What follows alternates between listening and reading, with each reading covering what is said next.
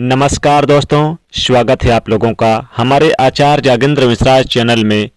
दम है तो होली की रात 12 बजे इस पौधे को छूकर आ जाना, छप्पड़ फाड़ धन आएगा घर में। दोस्तों, होली के त्यौहार को बुराई पर अच्छाई की जीत का जश्न मनाया जाता है, बुराई पर अच्छाई का त्यौहार बताया जाता है। होली के दिन हम हर प्रकार के पेड़ पौधे जीव जंतु ये सब चेतन अवस्था में होते हैं, जागृत अवस्था में होते हैं। तो दोस्तों, दम है तो होली की रात्रि 12 बजे इस पौधे को छूकर आ जाना, छप्पड़ फाड़ धन बरसेगा। दुनिया की कोई भी व्यक्ति आपको धनवान बनने से, करोड़पति बनने से, माला माल बनने से कोई नहीं रोक पाएगा। दोस्तों, होली के दिन ये पेड़ पौधे जागृत अवस्था में होते हैं और एक पौधे को स्वयं भगवान नरसिंह ने अर्थात स्वयं नारायण ने जब हिरण्यकश्यप का वध किया तो उसको आशीर्वाद दिया कि होली के दिन मैं तुम पर निवास करूंगा। तो दोस्तों, होली का पर्व बहुत ही सुंदर पर्व होता है। इस समय समाज में लोग उच्च नीच, गरीबी अमीरी के मतभेदों को भूल करके आपसी प्रेम करते हैं। दोस्तों, होली उत्साह उमंग से भरा हुआ त्यौहार होता है और खास करके विष्णु भक्त के लिए यह त्यौहार बहुत ही सुंदर होता है। होली के दिन भगवान विष्णु के भक्त व्रत भी रखते हैं। होलिका दहन के लिए लोग महीने भर पहले से ही तैयारी में जुट जाते हैं और सामूहिक रूप से लोग लकड़ी, उपल यानी गोबर के कंडे ये सब इकट्ठा करते हैं। दोस्तों, फाल्गुन शुक्ल पूर्णिमा के दिन संध्या काल में भद्रा काल जब दोष रहित होता है तब इस समय होलिका दहन किया जाता है। होली जलाने से पूर्व होलिका दहन यानी होलिका माता के सब विधि विधान से पूजन करते हैं। अग्नि, चूंकि होलिका दहन अग्नि है, भगवान नरसिंह को आहुति दी जाती है। होलिका दहन के दिन पवित्र अग्नि के चारों ओर लोग यानी नाचते गाते हैं और लोग के गीत गाते हैं, संगीत गाते हैं, आनंद भी लेते हैं और जश्न मनाते हैं। इस दिन संध्या काल में यानी कि बेहद जो फाग होता है उसको भी गाते हैं लोग। राधा कृष्ण की लीला जो ब्रज में थी उसका यानी भी आयोजन करते हैं। राधा कृष्ण की लीला में ब्रज में होती है। दोस्तों, होलिका दहन के दिन लोग अपने घर में खीर, मालपुआ बनाते हैं और गुजिया वगैरह बनाते हैं, कई प्रकार के व्यंजन बनाते हैं और अपने घर के कुल देवी जो देवता होते हैं उनको चढ़ाते हैं। दोस्तों, होली के पूर्व संध्या में होलिका दहन किया जाता है और इसके पीछे एक प्राचीन कथा भी है। एक यानी कि कथा जो मैं आपको सुनाता हूं।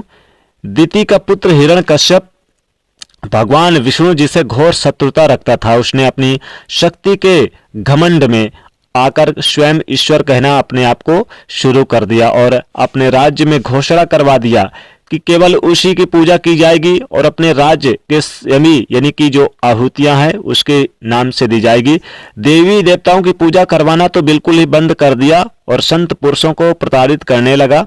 दोस्तों, हिरण्यकश्यप का पुत्र भक्त प्रहलाद भगवान विष्णु जी का परम भक्त था। पिता के लाख कहने के बावजूद भी भक्त प्रहलाद विष्णु जी के भक्ति में लीन रहता था। हिरण्यकश्यप ने अपने पुत्र को मारने के लिए कई बार कोशिश भी की, कई बार योजना बनाई, परंतु भगवान स्वयं उसकी रक्षा करते थे। उसका बाल भी बांका नहीं कर पाया। असुर राजा की बहन होलिका को भगवान शंकर ने एक ऐसा चादर दी थी जिसे ओढ़ने पर अग्नि उसे जला नहीं सकती थी और उसका नाम था होलिका। होलिका उस चादर को प्रहलाद को गोद में लेकर चिता पर बैठी। दोस्तों, दिव्य योग से वह चादर उड़कर भक्त प्रहलाद के ऊपर आ गई। जब होलिका के ऊपर से निकल गई जिससे भक्त प्रहलाद की जान बच गई और होलिका माता जल गई। होलिका दहन के दिन होली जला करके होलिका नाम के दुर्भावना का अंत और भगवान द्वारा भक्त प्रहलाद की रक्षा का जश्न मनाया जाता है। चलिए दोस्तों, अब मैं आप लोगों को इस वीडियो के माध्यम से बताने का प्रयास करूंगा कि ऐसे कौन से पौधे हैं, ऐसे कौन से पेड़ पौधे वृक्ष हैं जिनको छूने मात्र से, स्पर्श करने मात्र से गरीबी तत्काल मिट जाएगी। इस पौधे को स्वयं नरसिंह भगवान ने आशीर्वाद दिया था। कैसा आशीर्वाद दिया था? थोड़ा सा कथा के माध्यम से जानते हैं। दोस्तों, वीडियो में आगे बढ़ने से पहले आप लोगों से गुजारिश करना चाहता हूं कि वीडियो को अभी तक लाइक नहीं किया तो सबसे पहले तो वीडियो को लाइक कर दीजिएगा और दोस्तों इस चैनल को भी सब्सक्राइब कर लें। दोस्तों, जिस पौधे के बारे में बताने जा रहा हूं, इस पौधे को स्वयं नरसिंह ने आशीर्वाद दिया था। जब भगवान नरसिंह हिरण्यकश्यप को मार दिया तो देखिए, असुर हिरण्यकश्यप को मारने के बाद, क्योंकि भगवान ने नाखून के माध्यम से हिरण्यकश्यप को नरसिंह देव को मारा था, अब भगवान नरसिंह के नाखून में हिरण्यकश्यप को मारने के बाद असुर रूपी रक्त उनके हाथ में बहुत ही खुजली करने लगा। जब असुर रूपी रक्त उनके हाथ में खुजली करने लगा तो नरसिंह ने अपनी खुजली को शांत करने के लिए एक वृक्ष है, जिस वृक्ष पर अपने नाखून को गाड़ दिया। इसे नरसिंह जी ने खुजली की शांत हो गई इससे, लेकिन वह वृक्ष दर्द से कराहने लगा और उस वृक्ष ने प्रार्थना की, भगवान आपने अपनी तो खुजली शांत कर लिया और ये असुर रूपी संकट है, यह हमारे पेड़ के हम पर इसका जो खून है, रक्त है, हम पर लगा कर छोड़ दिया, इससे हम अशुद्ध हो गए और ये प्रभु आपके जो नाखून गाड़े हैं इसकी पीड़ा हमें दिन प्रतिदिन यानी कि सताएगी। तो हम हमें इस पीड़ा से यानी ये हमें पीड़ा सहन नहीं हो रही है, प्रभु आप हमें इस पीड़ा से मुक्ति दिलाइए। तब भगवान नरसिंह ने कहा, वृक्ष को आशीर्वाद दिया कि हे वृक्ष, मैं तुम्हें आशीर्वाद देता हूं कि जब भी होली का समय आएगा, होलिका के दिन और पूर्णिमा के दिन मैं तुम पर निवास करूंगा और पूर्णिमा के दिन और होलिका दहन के दिन जो होली जलाई जाएगी उस दिन इस वृक्ष पर स्वयं भगवान नरसिंह माता पद्मा के साथ अर्थात माता लक्ष्मी के साथ निवास करते हैं। दोस्तों, ऐसा माना जाता है कि इस दिन अगर सच्चे मन से पूरे भाव के साथ इस वृक्ष से प्रार्थना की जाए, जो भी मनोकामना की जाए छू करके, यानी कि होलिका दहन के दिन आप इस वृक्ष को छू करके अपनी प्रार्थना करें, मनोकामना करें, निवेदन करें सच्चे भाव से, तो सभी कष्ट, दोष, कलह, कलेश समाप्त कर देंगे। लेकिन उस वृक्ष को छूने से पहले कुछ नियम है, नियम का पालन जरूरी है और उसका आप 100% लाभ भी मिलेगा। दोस्तों, इस वृक्ष को छूने से पहले आपको अपने घर में एक नारियल लेकर जाना है और 5 बतासे लेकर जाना है। अब क्या करना है, 5 बतासे लेकर जाए, एक नारियल लेकर जाए और एक लाल कलर का यानी कि कपड़ा लेकर जाएं या धागा। दोस्तों, एक नारियल को इस वृक्ष में भेंट करना है और 5 बतासे आपको ले रखे, उसे दोने में या फिर पत्ते के सहारे उसमें आप रख सकते हैं वृक्ष के नीचे इस बतासे को। और एक दीपक भी लेकर जाइए, दीपक भी आप जला दीजिए वहीं पर। आप चाहें तो आप अगरबत्ती भी ले जाकर सकते हैं, यानी कि अगर दीपक नहीं है तो अगरबत्ती जला दें। फिर इस वृक्ष से प्रार्थना करें, हे वृक्षराज, आप हमारी गरीबी, हमारी समस्या, हमारी निर्धनता को दूर करें, क्योंकि आज आपके ऊपर माता लक्ष्मी तथा भगवान नारायण रूपी जो नरसिंह है ये निवास करते हैं। मैं आप दोनों दिव्य शक्तियों से निवेदन करता हूं कि कृपया आप जो हैं पूर्ण रूप से हमारी गरीबी को, हमारी समस्या को, हमारी निर्धनता को, जीवन से चली आ रही है तकलीफ को दूर करें। इस प्रकार से आप निवेदन करें। इस वृक्ष के फल को एक लाल कपड़े में बांध कर लाना है और इसको धन के स्थल पर रखना है, इससे आपकी तत्काल गरीबी मिट जाएगी। इस वृक्ष को भगवान आशीर्वाद है कि इसे जो भी होली के दिन छू कर आएगा उसके सारे ताप पाप नष्ट हो जाएंगे। दोस्तों, इस वृक्ष का नाम है गूलर। जी हाँ, गूलर का वृक्ष है, ये बहुत ही पवित्र वृक्ष है।